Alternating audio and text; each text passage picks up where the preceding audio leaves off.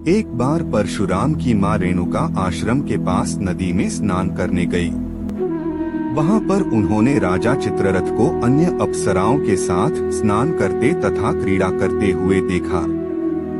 यह देखकर रेणुका का मन भी प्रफुल्लित हो उठा तथा वह उसे देखती रही। जब रेणुका स्नान करके वापस आश्रम लौटी तो उसके हाव भाव बदले हुए थे। ऋषि जमदग्नि एक महान तपस्वी थे, तो उन्होंने अपने तप के बल पर संपूर्ण बात का पता लगा लिया तथा यह देखकर उन्हें इतना ज्यादा क्रोध आया कि उन्होंने अपने सभी पुत्रों को अपनी मां का गला काट देने का आदेश दे दिया। लेकिन परशुराम से बड़े चारों पुत्रों ने अपनी मां के प्रेम में ऐसा नहीं कर पाए। इसके पश्चात ऋषि जमदग्नि ने परशुराम से अपनी मां रेणुका का मस्तक धड़ से करने का आदेश दिया।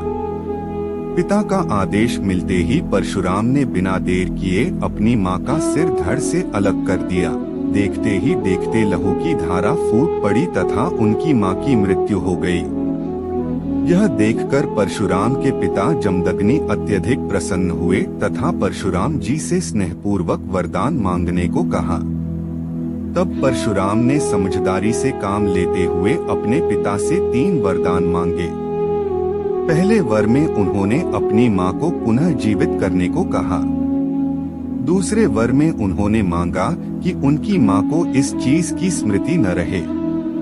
तीसरे वर में उन्होंने अपने तीनों भाइयों का विवेक व बुद्धि मांग ली।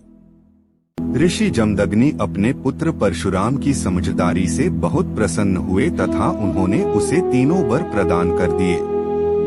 भगवान परशुराम जी ने अपनी मां रेणुका को पुनः जीवित तो करवा लिया था, लेकिन उनको मातृ हत्या का पाप लग चुका था।